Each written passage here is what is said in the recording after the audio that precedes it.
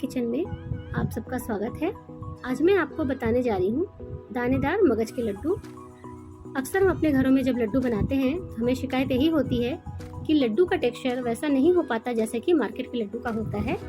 तो आज मैं आपको दानेदार लड्डू कैसे बनाए जाते हैं, इसमें क्या कमी रह जाती है और हमें इस लड्डू को बनाते समय किन बातों को ध्यान रखना है वो मैं आपको बताऊंगी। और ये देखिए लड्डू का टेक्सचर जो है वो मैं आपको बता रही हूँ। ये देखिए ये तुरंत का बना हुआ लड्डू है, काफ़ी सॉफ्ट है और देखिए ये दानेदार है, एकदम दरदरा सा है। तो चलिए आज हम इस लड्डू को बनाना। बेसन के लड्डू बनाने के लिए सबसे पहले हम बेसन लेंगे। बेसन को मैं नाप करके ले रही हूँ इस कटोरी पे। आप अपने घर का कोई भी कटोरा सेट कर सकते हैं, ज़्यादा बनाना हो तो बड़ा कटोरा और छोटा कटोरा भी ले सकते हैं या मेजरिंग कप भी ले सकते हैं। जब आप नाप के बेसन लेंगे तो शक्कर भी आपको उसी आधार पर लेना है, तो आपका शक्कर ना कम होगा और ना ज़्यादा, बिल्कुल परफेक्ट मीठा होगा और लड्डू आपके बिल्कुल सही बनेंगे। इसलिए नाप होना बहुत ज़रूरी है। तो मैं इस कटोरी के 2 कटोरी बेसन ले रही हूँ। सबसे पहले हम शक्कर का बूरा तैयार करेंगे और ये बूरा जो है बहुत ज़रूरी है सही बनना, तभी हमारा लड्डू दानेदार बनेगा। तो हमने 2 कटोरा बेसन लिया था, उस आधार पर हम उसी कटोरे से 1 कटोरा शक्कर लेंगे और पानी हम उतना ही डालेंगे कि शक्कर इसमें आसानी से घुल जाए। बहुत अधिक पानी हमें इसमें यूज़ नहीं करना है और धीमी आंच पर इसे हमें पिघलाना है। तो धीरे धीरे इसे पिघलने देना है।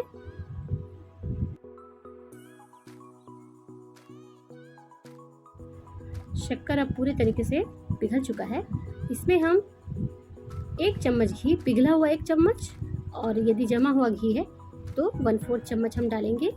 घी डालना ज़रूरी नहीं है, लेकिन मैं इसमें घी इसलिए डालती हूँ जिससे जब ये चाशनी हमारा सूखेगा और हम बूरा तैयार करेंगे तो फिर ये बर्तन में चिपकेगा नहीं और बहुत आसानी से ये बूरा बनकर तैयार हो जाता है। तो इसलिए आप इस ट्रिक को ट्राई कर सकते हैं।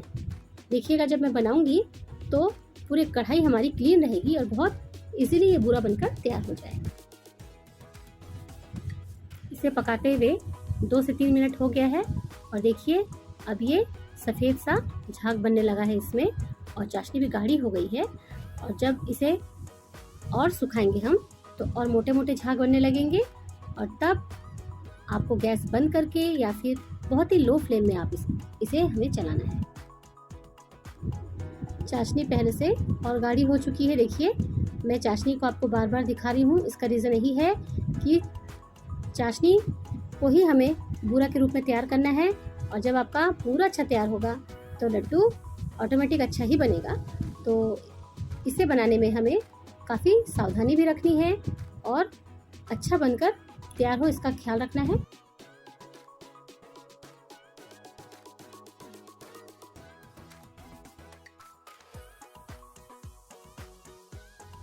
अब चाशनी हमारी काफ़ी गाढ़ी हो गई है और देखिए बिल्कुल मोटे मोटे इसके बुलबुले छोड़ने लगे हैं। इस स्टेज में हमें फ्लेम को एकदम बंद कर देना है। अभी अपने आप ही सूख जाएगा। देखिए घी डालने का एक फ़ायदा यही हुआ कि हमारा जो कढ़ाई है उसके चारों तरफ शक्कर की जो लेयर होती है, परत जम जाती है, वो जमी नहीं है और पूरा जो कढ़ाई हमारा बिल्कुल क्लीन हो जाएगा, जैसे कि मैंने पहले भी कहा है। अब देखिए ये कैसे झाग जैसा हो गया है। अब हमें लगातार इसे चलाते जाना है बंद करके फ्लेम को और ये तुरंत सूखने लगेगा, इसलिए इसे लगातार चलाना है, इसे छोड़ना नहीं है, बहुत जल्दी जल्दी चलाना है। और जहाँ जहाँ गांठें होती जाती हैं उसे आपको कलछी से दबाते जाना है जिससे गांठ ना पड़ पाए। यदि गांठ पड़ती भी है तो जब आप इसे स्ट्रेन करेंगे तो फिर वो गांठें जो है वो खुल जाएंगी।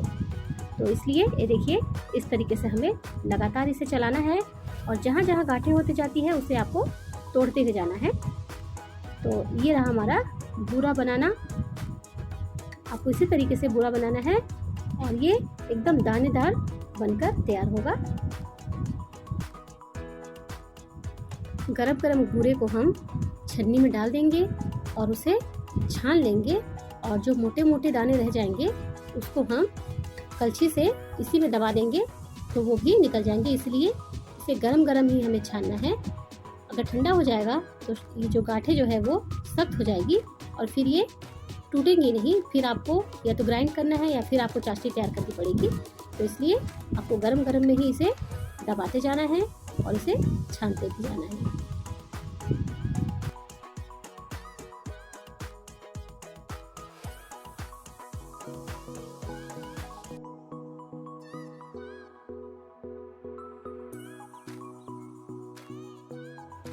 गरम गरम हमने शक्कर को छान दिया। देखिए ये पूरा छनकर तैयार हो गया है और देखिए मैं हाथ से आपको दिखा रही हूँ इसका दरदरापन। और इसी से हमारा जो लड्डू है वो दानेदार बनकर तैयार होता है। ये सूजी से भी मोटा है। ये देखिए इस तरीके का ये शक्कर है।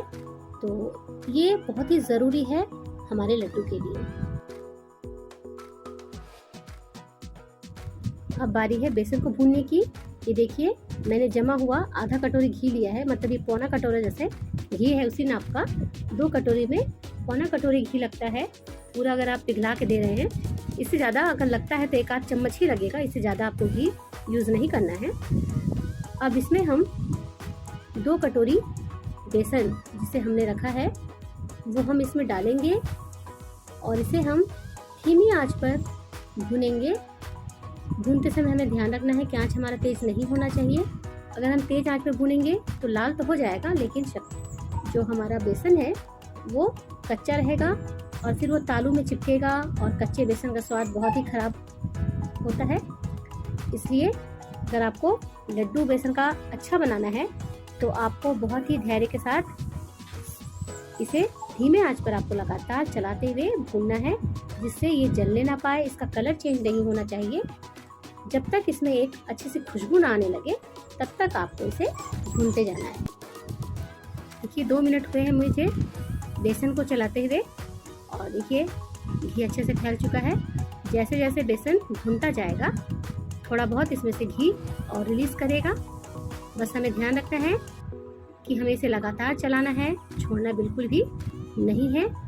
और इसमें से एक अच्छी सी भुनी हुई खुशबू जब तक ना आ जाए तब तक हमें यूं ही इसे चलाते रहना है।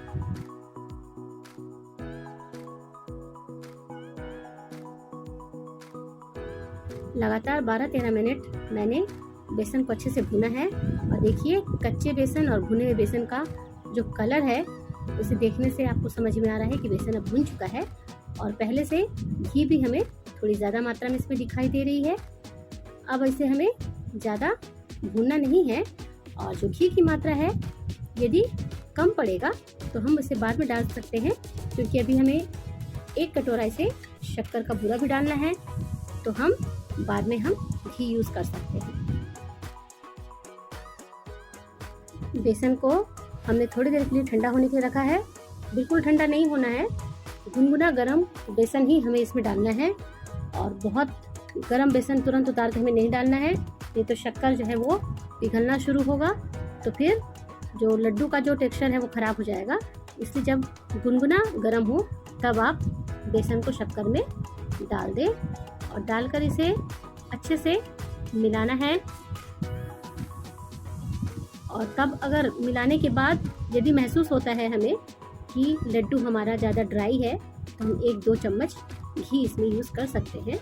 तो पहले हम इसे अच्छे से मिलाएंगे और इसे हाथों से मिलाना है। पहले शक्कर को पूरे बेसन में अच्छे से फैला लीजिए। बेसन में कुछ गांठें होती हैं, उन गांठों को भी हमें हटाना है। ऐसा नहीं कि शक्कर मिलाए और हम लड्डू बनाना शुरू कर दिए। हमें शक्कर को अच्छे से मिलाना है। शक्कर और बेसन को हम अच्छे से हाथों से मिलाएंगे। इस तरीके से हमें 2-3 मिनट अच्छे से इसे मसल के मिलाना है। जिससे क्या होगा, बेसन में से जो घी है वो रिलीज़ होगा।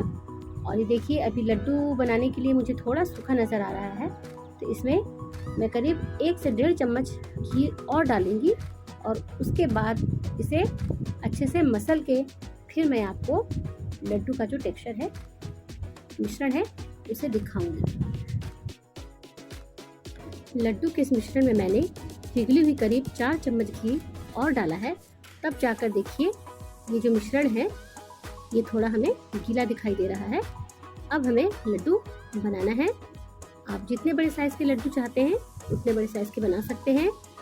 हथेलियों के बीच में इसे पहले हल्के हल्के दबाना है और जब ये बंध जाए तो अब उसके बाद हमें इसे थोड़ा अधिक दबाव डाल के बनाना है और तब तक हमें इसे घुमाते जाना है जब तक कि लड्डू के ऊपर घी की चमक ना आ जाए।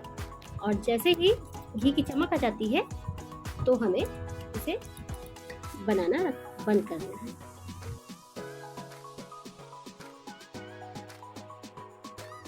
सारे लड्डू बनकर तैयार हो गए हैं और देखिए लड्डू को देखकर ही आप अंदाज़ा लगा सकते हैं कि जैसा लड्डू आप मार्केट में देखते हैं बिल्कुल वैसा ही लड्डू आप घर पर भी बना सकते हैं।